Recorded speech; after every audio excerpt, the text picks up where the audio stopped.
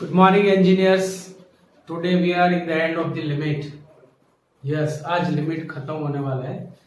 4 sums हमारे पास बचे हुए हैं. Then we will start derivatives. Vicoलन. Actually, the real name is differentiation. Derivative is product. ખરેખર વિકલન છે, એમણે વિકલિત નામ આપ્યું છે. વિકલિત તો નિપજ છે. चलेगा, जो भी है हमें तो पढ़ना है. So let us start 29th sum. What is that? Let a1, a2, a3 up to an be fixed real numbers. આ બધા જ નિશ્ચિત વાસ્તવિક સંખ્યાઓ છે. And define a function fx ની વ્યાખ્યા આવી આપી છે.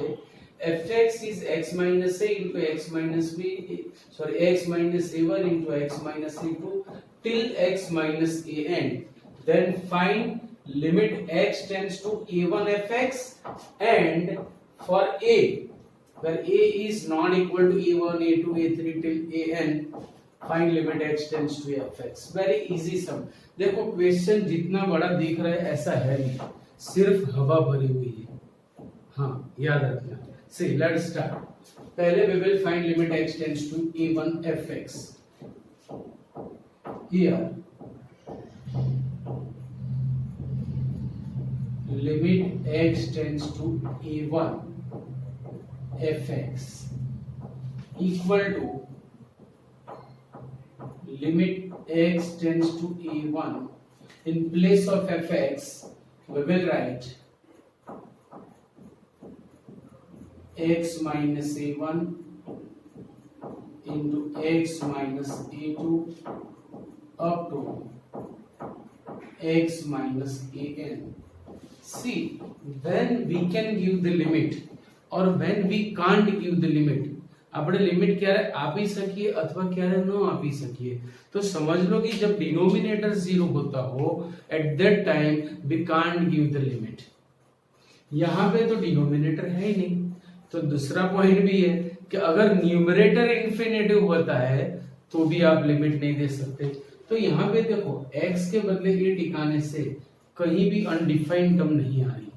It means denominator is not being 0, numerator is not being infinitive. छेद 0 थतो નથી, अंश इन्फिनेटिव थतो નથી. Then we can give the limit. When we give the limit हम नहीं लिखेंगे, राइट. चलो, by giving limit means x के बदले a1 टिकाना है और लिमिट नहीं लिखनी है. सो a1 minus a1 into a1 minus a2 up to a1 minus an.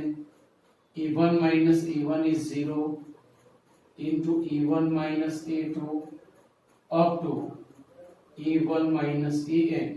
But 0 into something is 0, so its limit is 0. Now for a, this one, and limit x tends to a fx equal to limit x tends to a fx means x minus a1 into x minus a2 up to x minus an. When we can give the limit? When denominator is not being 0 or numerator not being infinitive. जो छेद 0 નથી થતો અથવા અંશ infinitive નથી થતો, આપણે લક્ષ આપી શકીએ છીએ. આમાંનું કાંઈ થતું નથી. Then give the limit. Putting a in place of x, then it will be a minus a1 into a minus a2 into, ये टर्म यहाँ पे नहीं है और मैंने लिख दी, up to a minus an. So this will be the answer. For this it will be 0, for this it will be, वापस अगर लिखना हो तो लिख सकते हो आप a minus a1 into a minus a2 into a minus a3 up to a minus an. This is the answer. कैसे स्लिम ट्रिम सम से देखो. चलो question number 30. For which values of a the limit of fx at a exist.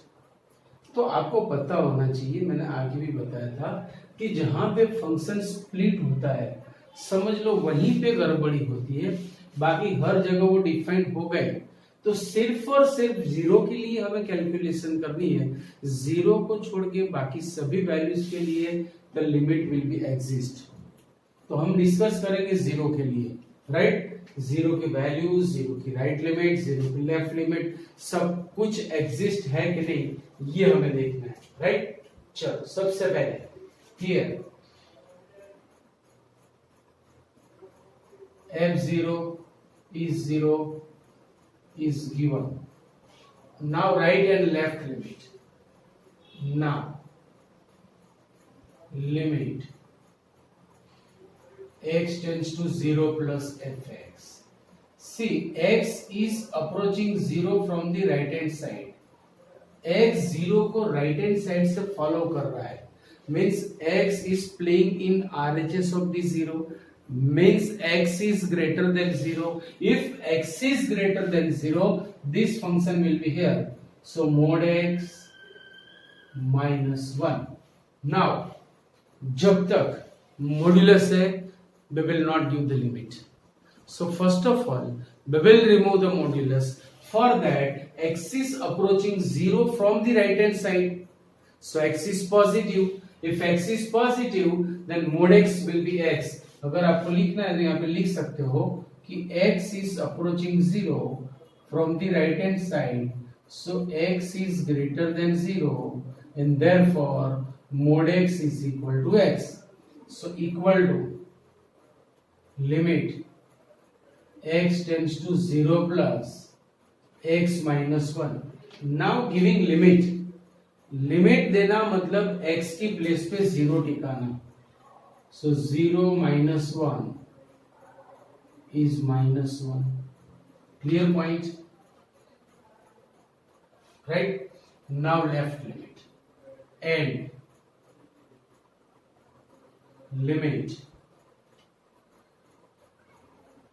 x tends to 0 minus fx equal to limit x tends to 0 minus.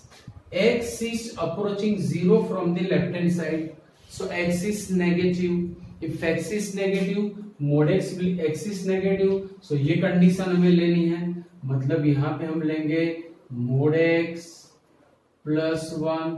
तो x is approaching 0 from the left hand side. मतलब ये हुआ कि x is less than 0. Therefore mod x will be minus x. mod x will be minus x. तो अब x के बदले minus x टिकाओ. So equal to limit x tends to 0 minus x plus 1. Now giving limit equal to minus 0 plus 1 equal to 1. Number 2 इसे आप दे दो number 1.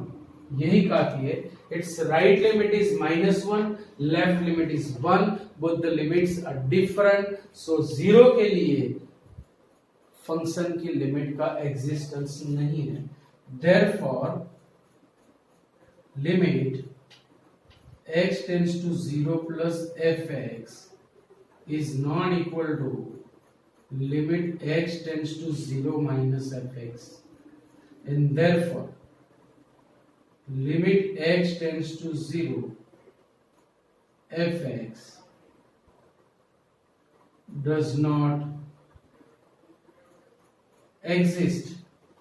Limit x tends to 0 fx does not exist. बाकी सभी values के लिए for all the values the limit is exists. So therefore for all a belongs to r minus 0, 0 को छोड़ के सभी वैल्यूज के लिए limit x tends to 0. Sorry limit x tends to a fx exist, याद रखना सिर्फ जीरो को छोड़ के, at zero the limit of function does not exist, बाकी सभी में, क्योंकि अगर आप ग्रेटर देन जीरो लोगे तो सभी के लिए हमें यही फंक्शन लेना है। For less than zero we will take this function, negative number के लिए राइट लिमिट लो लेफ्ट लिमिट लो यही फंक्शन लेना है, पॉजिटिव नंबर्स के लिए लेफ्ट लिमिट राइट लिमिट यही फंक्शन लेना है। So every time limit will be exist, सिर्फ और सिर्फ जीरो के लिए लिमिट का एग्जिस्टेंस नहीं है। So for all a belongs to r minus 0 the limit of fx is exist. Clear? चलो question number 31. Actually the 31st question is not proper, it is improper. આજે क्वेश्चन જે ખરેખર સાચું નથી, बट अकॉर्डिंग टू बुक कैसा होगा मैं आपको समझा देता हूं। सही में ये राइट क्वेश्चन नहीं है और मेथड भी रॉन्ग है। कहां पर मैं आपको दिखा रहा हूं, see it is given that it's limit at x equal to 1 is pi, then find limit x tends to 1 fx। Limit x tends to 1 fx लाना है हमें, समझ रहे हो ना? तो देखते जाओ लिमिट x टेंड्स टू 1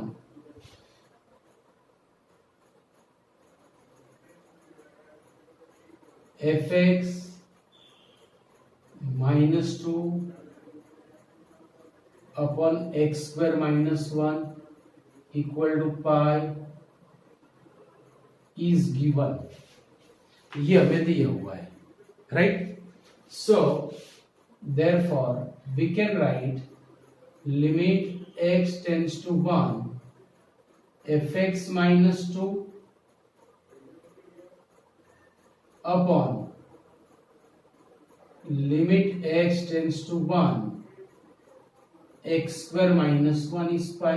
अब आपको पता हो तो मैंने प्रॉपर्टी आपको बताई थी कि जब डिनोमिनेटर की लिमिट जीरो नहीं हो तब हम ऊपर नीचे अलग से लिमिट दे पाएंगे। यहां पे देखो क्या हो रहा है कि after giving limit in the denominator the value of denominator will be zero. देखो जैसे ही आप x इक्वल टू 1 रखोगे it will be zero, it means that we can't give the limit, but according to book का answer लाने के लिए यही करना पड़ेगा, इसको छोड़ के और कोई मेथड हमारे पास है नहीं। तो अब इसे यहां पे मल्टीप्लाई करो। So limit x tends to 1 fx minus 2 equal to pi into limit x tends to 1 x square minus 1, giving separate limit x tends to 1 fx minus limit x tends to 1 2 equal to pi into 0. If we give the limit 1 square is 1 minus 1 is 0, 0 into pi is 0 equal to limit x tends to 1 fx, and the limit of constant term is itself, the limit of 2 will be 2 because x के बदले हमें 1 लिखना है, तो x तो है ही नहीं तो कहां पे लिखेंगे भाई 1, सो रहने दो। अब 2 को ले जाओ राइट हैंड साइड में, then it will be our answer. So limit x tends to 1 fx equal to 2. 1 આગળનું વિધેય f નું લક્ષ લે છે जो method is not proper. See भले आंसर मैंने ला दिया but it is not proper, याद रखना। So question number 32 and last for the limit fx is equal to this. अब देखो यहाँ पे जो कंडीशन है ना दो जगह से स्प्लिट हो रही है, एक 0 और एक 1 के लिए। So indirectly it is given that कि हमें 0 और 1 के लिए डिस्कशन करना है, बाकी सब बात भूल जाओ, right? For which values of m and n does both limits these and these exist? भाई m અને n ની કઈ પૂર્ણાંક કિંમતો માટે આ બંનેના લક્ષનું અસ્તિત્વ છે? देखते जाओ। पहले मैं 0 के लिए करूंगा एंड देन 1 के लिए मैं आपको देने वाला हूं, पर एक बार देखते जाओ। Limit x tends to 0 fx exist. भाई इसकी लिमिट का एग्जिस्टेंस है, मतलब ये हुआ कि it has left limit, it has right limit and both will be same. It has right limit, it has left limit and both will be same. એને જબાનું લક્ષ પણ મળે છે, ડાબાનું લક્ષ પણ મળે છે અને બંને સમાન થશે। therefore limit x tends to 0 plus fx equal to limit x tends to 0 minus fx। चलो x is approaching 0। भाई 0 प्लस का मतलब ये होता है कि x 0 को राइट हैंड साइड से फॉलो कर रहा है। राइट हैंड साइड मतलब ये वाली कंडीशन है कि here x is greater than 0, तो मुझे फंक्शन लेना है ये वाला। therefore limit x tends to 0 plus nx plus m। now see here x is approaching 0 from the left hand side, मतलब x की वैल्यू 0 से छोटी है, तो हमें ये केस कंसीडर करना है। therefore limit x tends to 0 minus mx square plus n। now giving limit, because denominator will not be 0, numerator will not be the infinitive, कुछ भी नहीं होने वाला। so giving limit n into 0 plus m is equal to m into 0 plus n, therefore m is equal to n। समझ? तो when m is n, the limit of fx at 0 will be exist। જ્યારે m અને n ના મૂલ્યો સમાન છે, 0 આગળ વિધેયના લક્ષનું અસ્તિત્વ છે। for 1 के लिए क्या किया जाए, कुछ तो करेंगे, कुछ तो करेंगे। And limit x tends to 1 fx also exist।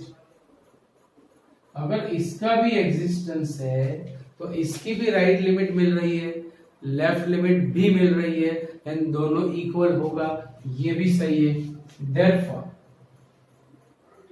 limit x tends to 1 plus fx equal to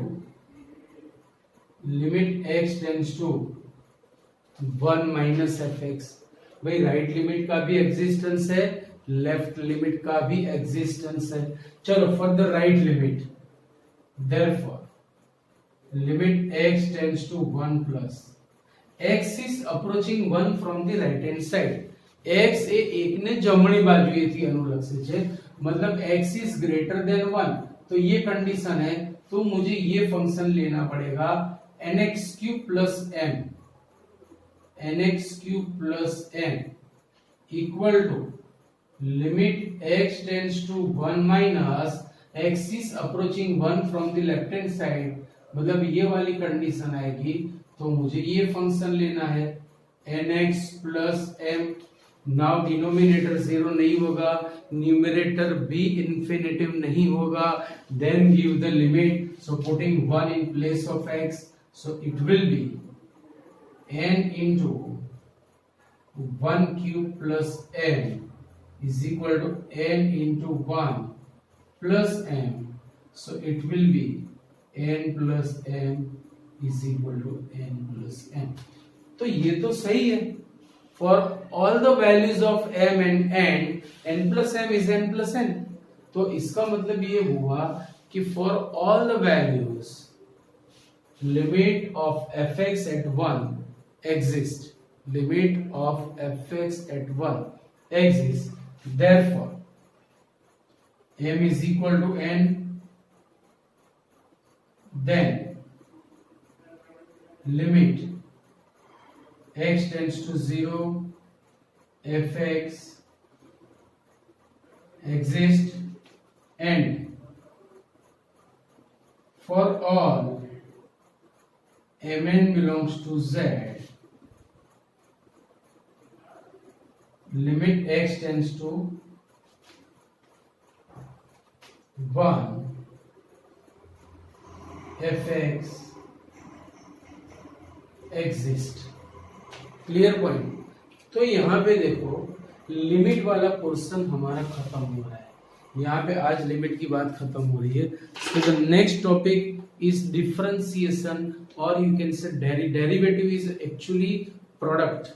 याद रखना एक निपज है, सपोज 2 + 3 = 5 તો 5 એ એડિશન ની પ્રોડક્ટ છે, એડિશન કર્યા પછી આન્સર 5 આવે છે। In the same way differentiation करने के बाद हमें जो आंसर मिलेगा दैट इज कॉल्ड डेरिवेटिव। पर फिर भी बुक वालों ने इसे डेरिवेटिव बोला है तो हम भी डेरिवेटिव बोलेंगे। सो we will start next topic derivative, so please write down this and then we will start derivatives।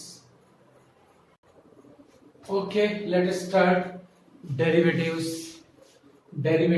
Differentiation करेंगे तो जो आंसर मिलेगा दैट इज कॉल्ड डेरिवेटिव। अब डेरिवेटिव या डिफरेंशिएशन वर्ड समझाना इतना इजी नहीं है, धीरे धीरे समझ में आएगा। टिल 12th आप पूरा समझ जाओगे what is the meaning of differentiation and what is derivative, right. चलो धीरे धीरे जाएंगे। Suppose we have a function y = fx, it is a function y = fx, it means we will say y is a function of x, मतलब right hand side में पूरा form x में होगा, पूरा फॉर्म राइट हैंड साइड में x में होगा। अब मुझे इसका डिफरेंशिएशन करना है।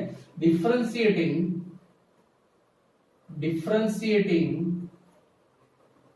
With respect to x।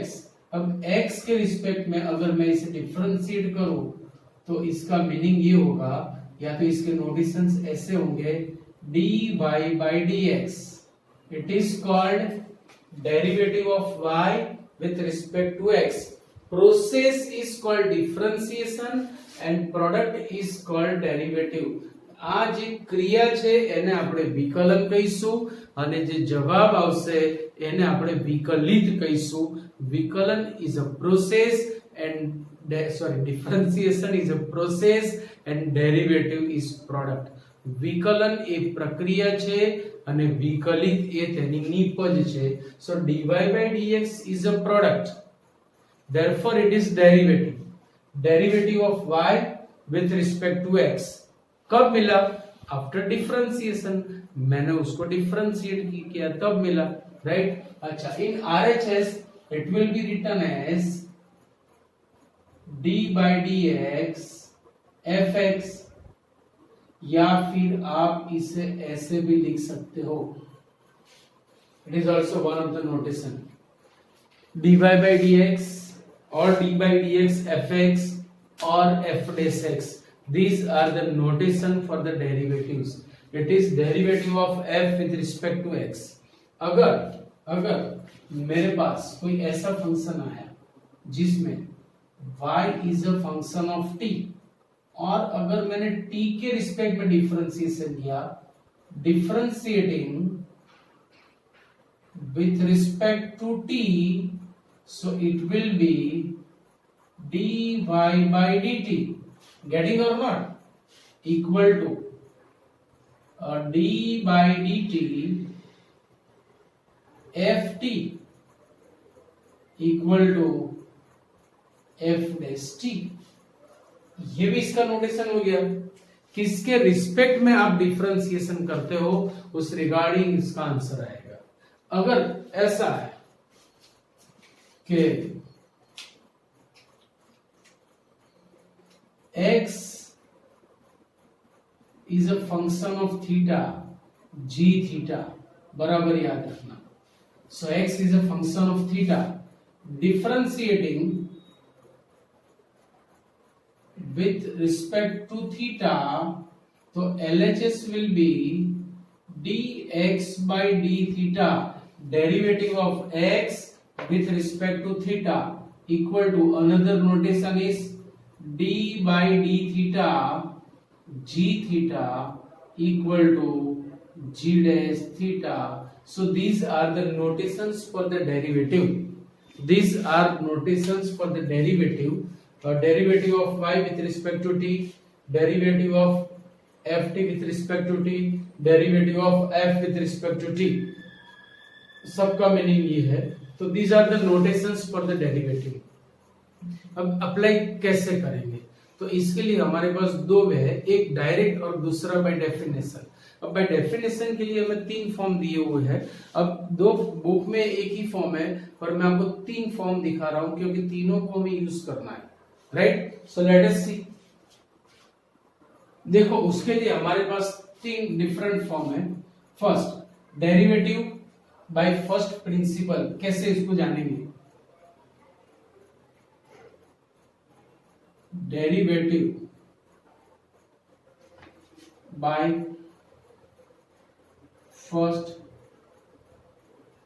Principal और डेरिवेटिव बाय डेफिनेशन.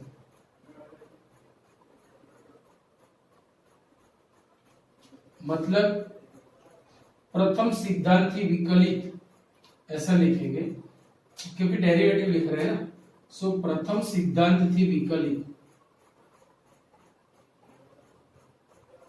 प्रथम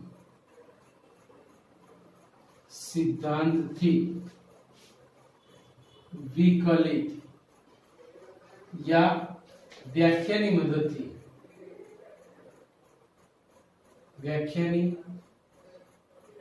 मदद थी विकलित. अगर आपको ऐसा बोला है कि find the derivative by definition और by using the first principle, तो यहाँ पे जो मेथड आपको मैं दिखाने जा रहा हूं वही मेथड से डेरिवेटिव लाना है. देखो there are three different form. First f dash x derivative of f with respect to x is equal to limit h tends to 0 f of x plus h minus fx upon h. This is the relation between derivative and limit. લક્ષ અને વિકલન વચ્ચેનું આ સંબંધ છે. તો અગર તમને એમ કે ભાઈ પ્રથમ સિદ્ધાંતથી વિકલિત મેળવો, find the derivative by using first principle अथवा व्याख्यानी मददથી विकलित મેળવો यूजिंग बाय डेफिनेशन, तो आपको f डैश x लाने के लिए derivative of f with respect to x लाने के लिए आपको ये लिमिट निकालनी पड़ेगी. द डिफरेंट फॉर्म, अगर मैंने x plus h equal to t suppose कर लिया, if we suppose x plus h is equal to t, then it will be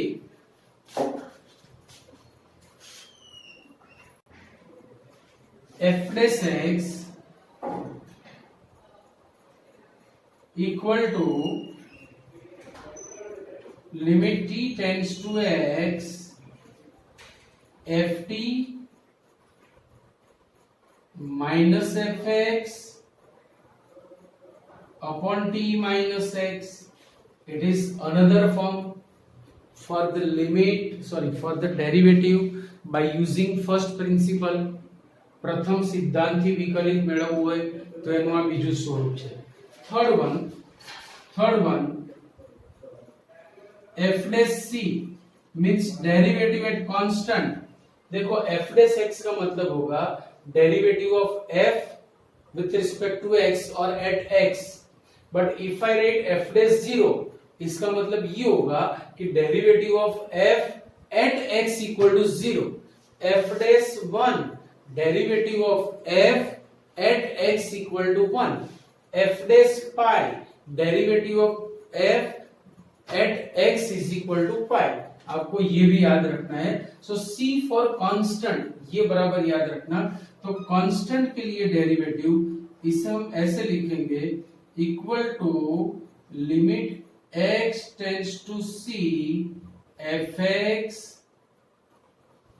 minus fc upon x minus c. अगर आपको f dash 0 निकालना है if we have to find f dash 0, then it will be limit x tends to 0, fx minus f0 upon x minus 0. So this will be the definition for the derivatives. Differentiation के लिए ये सारी definitions हो जाएगी.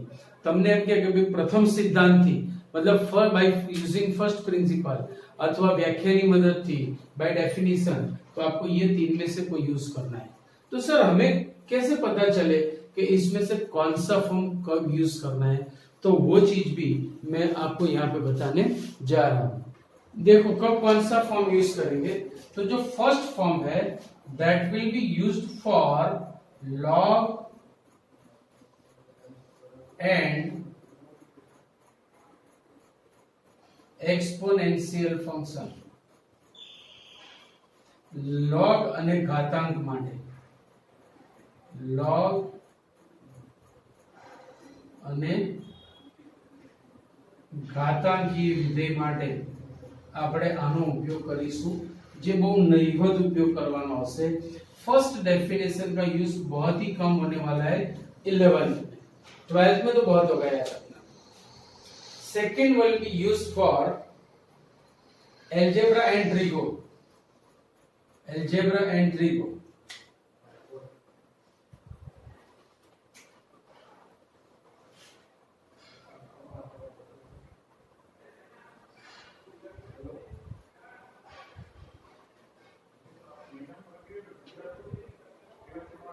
बीजगणित અને ત્રિકોણમિતિ. बीजगणित अथवा बहुपदी पण कहेवाय અને ત્રિમી વિધેય, बहुपदीय विधेय पण कहेवाय ने बहुपदीय विधेय पण તમે કહી શકો છો. And third one is for at constant अचल આગળના વિકલિત માટે. एट कांस्टेंट एट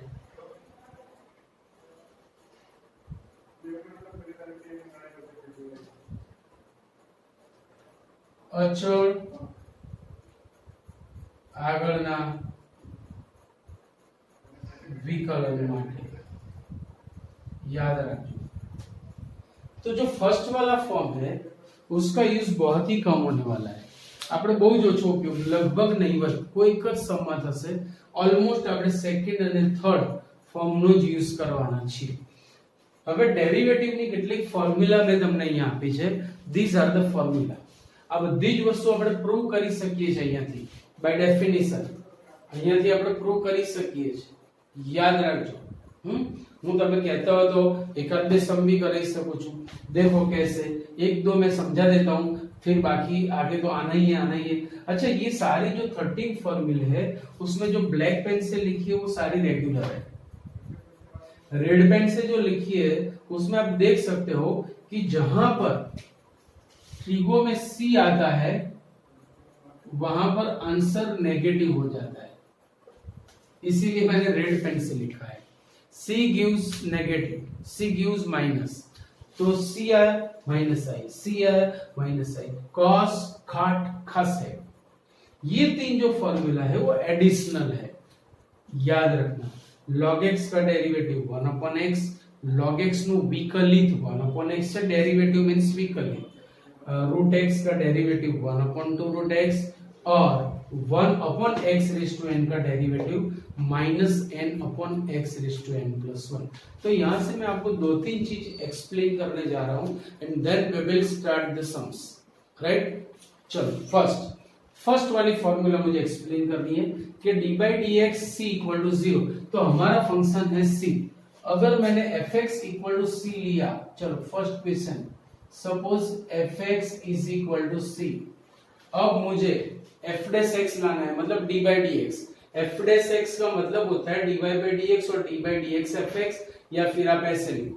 तो मैं इसे डिफरेंशिएट करने जा रहा हूं. सो f dash x by the definition at x equal to c. तो मुझे ये सेकंड वाली डेफिनेशन लानी है. Limit t tends to x, limit t tends to x ft minus fx upon t minus x. Now see, fx is equal to c. So what will be ft? अगर fx નું મૂલ્ય c છે તો ft શું થશે? भाई यहाँ पे x के बदले t टिकाओ तो भी यहाँ c ही रहेगा, बिकॉज इट इज कांस्टेंट. ત્યાં कोई चलित पद છે જ नहीं, वहां पे हमारे पास कोई वेरिएबल है ही नहीं, तो every time it remains c. तो मुझे हर वक्त यहाँ पे c लिखना है. It means limit t tends to x c minus c upon t minus x. मतलब जो न्यूमरेटर है જે અંશ છે એ 0 થઈ જશે. 0 upon t minus x. So answer is 0. तो देखो कांस्टेंट का डेरिवेटिव 0 हो गया, तो चाहे ये नोटेशन लिखो या ये नोटेशन, बात एक ही हो गई. So derivative of constant term is 0. बराबर याद रखना. चलो सेकंड भी मैं आपको समझाने जा रहा हूं कि अगर मेरा सम ये है सेकंड वाला, suppose fx is equal to x raise to n. मुझे दूसरी वाली डेफिनेशन लगानी है. कांस्टेंट अगर आपको बोला हो कि f डैश 0 लाओ, f डैश 1 लाओ, f डैश 2 लाओ, f डैश रूट 2 लाओ, कांस्टेंट के लिए डेरिवेटिव मांगा हो तो ही हमें थर्ड वाली डेफिनेशन यूज करनी है. बाकी सेकंड वाली, फर्स्ट वाली तो आनी नहीं है, याद रखना. Now f dash x, what is the definition? Limit t tends to x ft minus fx. जब तक फर्स्ट प्रिंसिपल चलेगा आपको ऐसा ही लगेगा कि हम लिमिट में ही है, भले ही डेरिवेटिव नाम दिया है but actually we are in limit, और लिमिट ही है समझना. चलो equal to limit t tends to x fx is x raised to n, so ft will be t raised to n. fx is x raised to n upon t minus x. ઓહો, it is our old and gold form. આ આપણું જૂનું અને જાણીતું સ્વરૂપ છે. કયું? તો देखो ऊपर नीचे आगे माइनस p છે, ऊपर टोपी टोपी, नीचे बिना टोपी. ऊपर नीचे आगे माइनस p છે, ऊपर टोपी टोपी का मतलब जो यहाँ पर है वही यहाँ पर होना चाहिए. तो ऊपर टोपी टोपी, नीचे बिना टोपी, एक्सपोनेंट हटा दो तो ये आ जाएगा. तो इसका आंसर ये होगा कि पीछे वाले की एक्सपोनेंट नीचे आएगी और जो है उसमें से एक कम होगी. तो अगर fx x raise to n है तो f dash x nx raise to n minus 1 होगा. चाहे f डैश x लिखो या d by dx x raise to n लिखो, मतलब तो वही रहेगा. गेटिंग माय पॉइंट और नॉट? तो ये मैंने आपको प्रूफ दे दी और ये रियल प्रूफ है. ऐसा मत समझना कि मैंने आपको समझाने के लिए बात यहाँ से पतली गली से निकाल दी. It is real proof and this is the right way and proper way. याद रखना. समझ रहे हो? चलो ये वाली 13th वाली फॉर्मूला भी मुझे आपको समझानी है, तो 13th वाली में थोड़ा फोकस करें. कैसे करेंगे देखो. फर्स्ट 2-3 एग्जांपल दे रहा हूं मैं. First d by d x 1 upon x cube. अब इसके लिए मुझे समझो कि हमारे पास फॉर्मूला नहीं है, बुक में था ही नहीं, मैंने एडिशनल दी है. किस तरह से बनी है मैं समझा रहा हूं. तो मैं इसे ऐसे लिखूंगा d by d x x raise to minus 3. ऊपर ले गया. अब x रेज़ टू n वाली फॉर्मूला लगेगी ना, तो एक्सपोनेंट नीचे आएगी और जो है उसमें से एक कम होगी, equal to -3 into x raise to -4, मतलब -3 अपॉन एक्स रेज़ टू 4. ये इसका आंसर हो गया. One more form, d by d x 1 upon x raise to 7. तो इसे हम ऐसे लिखेंगे x रेज़ टू -7.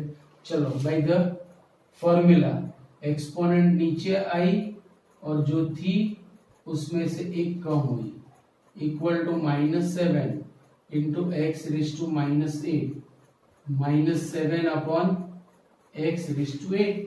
अभी कंपेयर करो इसके साथ, तो देखो अगर 1 फॉर्म है तो जो एक्सपोनेंट है वो माइनस लेके ऊपर आई और नीचे एक इंक्रीज हो गई, एक घात बढ़ी गई, ऊपर वाली माइनस लेने आई, तो इसकी एक्सपोनेंट n है। यहां पर भी आप देख सकते हो इसकी एक्सपोनेंट n है, तो ये माइनस लेके यहाँ पर आया और नीचे एक और इंक्रीज हो गई, एमा पाछो एक વધારો થઈ ગયો, तो ये फॉर्मूला बन गई। इसीलिए मैंने आपको ये फॉर्मूला के बेस पे ये पूरा फॉर्म दिया है। सो इतनी फॉर्मूले आ બધા જ सूत्रों તમારે in every lecture from this lecture, આજના લેક્ચર પછી દરેક લેક્ચરમાં in every lecture you have to write all the फॉर्मूले 5 टाइम्स।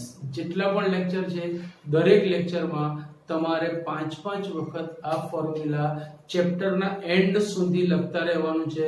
કોઈ મને પૂછે નહીં કે સર ક્યાં સુધી લખીએ, पूछवा આવશે, जो पूछने आएगा उसको 10 टाइम्स मिलेगी, दूसरी बार पूछेगा उसको 20 टाइम्स मिलेगी, 2 के मल्टीपल में आगे बढ़ता ही जाएगा। तो अगर आपको पक्की करनी है तो पूछना, समझ रहे हो ना? आपको ऐसा लगे कि मुझे एकदम लर्न पे ऐड करनी है तो 2-3 बार पूछ लेना, अपने आप लर्न हो जाएगी। Clear point? तो ये डेफिनेशंस लिख लो, ये फॉर्म और ये सारी फॉर्मूले, फिर हम चलते हैं आगे। ओके, सबसे पहले तो सॉरी, क्योंकि इंग्लिश में जो एक एक्सरसाइज है वो सप्लीमेंट्री में दे रखी है, जबकि गुजराती की बुक में 313.2 में दे रखी है। मतलब ये हुआ कि आपका मैचिंग नहीं हो पा रहा है।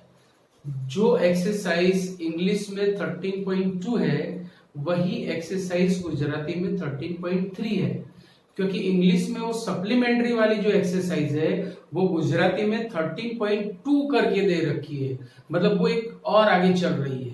तो समझ लो कि इंग्लिश के हिसाब से अभी मैं 13.2 चला रहा हूं और गुजराती के हिसाब से this will be the exercise 13.3। बराबर याद रखना, क्योंकि वो वाली जो एक्सरसाइज है जो गुजराती में 13.2 में है और इंग्लिश में सप्लीमेंट्री में सबसे पीछे दे रखी है, वो exercise in the end of this chapter I will teach you. वहां तक उसको स्टैंड बाय रहने दो, क्योंकि वो जो टॉपिक है वो किसी के साथ कनेक्टेड नहीं है यही चैप्टर का लिमिट का ही है, पर फिर भी वो थोड़ा हटके है, सो उसे बाद में लेंगे। So for English these are the sums of exercise 13.2, for Gujarati these are of 13.3। so let us start। सबसे पहले इजी क्वेश्चंस, उस इसमें से एक भी एग्जाम में आने वाला नहीं है, याद रखना। First question, find the derivative of x square minus 2 at x equal to 10 by using first principle. भाई फर्स्ट प्रिंसिपल से ही हमें लाना है। हेडिंग में आप टेक्स्ट बुक में देख लेना तो दिया हुआ है कि find the derivatives this by first, indirectly ऐसा बोला है कि बाय फर्स्ट प्रिंसिपल, मतलब सीधा सीधा हमें नहीं लाना है। तो डायरेक्ट भी ला तो सकते ही है, एक एक स्टेप के सम्स हो जाएंगे, तीनों सम यहाँ पे खत्म। पर अगर मुझे फर्स्ट प्रिंसिपल यूज करना है तो मैं ऐसे करूंगा। देखो सबसे पहले the function is x square minus 2, here fx is what, x square minus 2। चलो f dash x, second definition we will use limit t tends to x ft minus fx upon t minus x। चलो putting all the values equal to limit t tends to x, fx is x square minus 2, तो ft will be t square minus 2। देखो x के बदले t टिकाओ तो t square minus 2 minus fx is x square minus 2 upon t minus x। now simplify this, so equal to limit t tends to x t square minus 2 minus x square plus 2 upon t minus x plus 2 minus 2 चल बसे। Factor से भी ये सम कर सकते हो आप, limit t tends to x t square minus x square upon t minus x. अब ये फॉर्मूला लगाओगे तो भी चलेगा, ऊपर नीचे आगे माइनस पीछे, ऊपर टोपी टोपी नीचे बिना टोपी, या फिर फैक्टर्स बना के भी सम कर सकते हो। चलो टोपी वाली फॉर्मूला लगाए तो पीछे वाले की एक्सपोनेंट नीचे आएगी और जो है उसमें से कम होगी, means x rays to 2 minus 1 that is x। तो मुझे f डैश x मिला 2x। पर अब क्वेश्चन में देखो क्या बोला है कि find derivative of this at x equal to 10। तो अब x इक्वल टू 10 मुझे लेना है, लास्ट में ही वैल्यू डालनी है, याद रखना, equal to 2 into 10 equal to 20। So the derivative of x square minus 2 at x equal to 10 is 20. x square minus 2 નું x बराबर 10 આગળનું વિકલિત 20 છે, सीधा हम ऐसा बोल सकते हैं भाई। चलो सेकंड क्वेश्चन, यही मेथड से डेरिवेटिव ऑफ 99x। तो फंक्शन हमें दिया हुआ है 99x at x equal to 100, this is fx। चलो second definition, f dash x by the first principle, प्रथम सिद्धांत थी, limit t tends to x, ft याद रखनी है तीनों फॉर्मूला आपको, ft minus fx upon t minus x, ये सारी फॉर्मूले याद रखनी है। सेकंड एंड थर्ड तो रखनी है क्योंकि सबसे ज्यादा यूजफुल है वो। चलो by putting the values equal to limit t tends to x, fx is 99x, तो ft will be 99t minus fx is 99x upon t minus x, ऊपर से 99 कॉमन निकल रहा है, so limit t tends to x 99 common, t minus x upon t minus x चल बसा, reason क्या देंगे, t is approaching x, therefore t is not equal to x। t A x ને અનુલક્ષે છે, આથી t નું મૂલ્ય x થઈ શકે નહીં, so equal to limit t tends to x, बचा सिर्फ 99, तो इसकी लिमिट तो 99 ही रहेगी क्योंकि कांस्टेंट की लिमिट खुद होती है। तो ये मुझे मिला f डैश x। अब मुझे f डैश x लाना तो है but at x equal to 100, so taking x is equal to 100। अब राइट हैंड साइड में तो x है ही नहीं, तो कहां रखेंगे 100, वही आंसर रहेगा, सो f डैश 100 इज 99। चलो third question, derivative of x, देखो कितना डिफिकल्ट फंक्शन दिया है, fx is equal to x at x equal to 1, very difficult and heavy sum. चलो by definition f dash x equal to limit t tends to x, ft minus fx upon t minus x equal to limit ft will be t, fx will be x। ओहो बापड़ा पूरा का पूरा चल बसा, so limit t tends to x 1 and limit of constant is itself, અચળનું લક્ષ તે પોતે જ છે। ये मुझे मिला f डैश x। अब मुझे लाना है f डैश 1, x की वैल्यू 1 टिकानी है, सामने भी 1 ही है, दिस इज द आंसर। कितने इजी सम्स हो गए। So all these are by first principle, प्रथम सिद्धांत थी आ करेला छे, व्याख्यानी मदद थी पण गई सके छे, प्रथम सिद्धांत थी पण गई सके छे। तो आजे आटला सम्स राखीए छे, पछीना लेक्चर में આપણે આગળ જઈશું અને પ્રેક્ટિસ કરજો। પેલી ફોર્મ્યુલા છે 8 एंड एवरी लेक्चर 5 टाइम्स लखजो, सबको वो फॉर्मूले हर एक लेक्चर में 5 टाइम्स लिखनी है, लर्न बाय हार्ट करनी है क्योंकि वो 12th में भी काम में आने वाली है और 12th के लिए कर रहे हैं, ऐसे याद रखना। तो सारे सम्स आपको होमवर्क में करने हैं और इन द नेक्स्ट लेक्चर हम आगे चलेंगे। तब तक के लिए सी यू, बाय बाय, टाटा।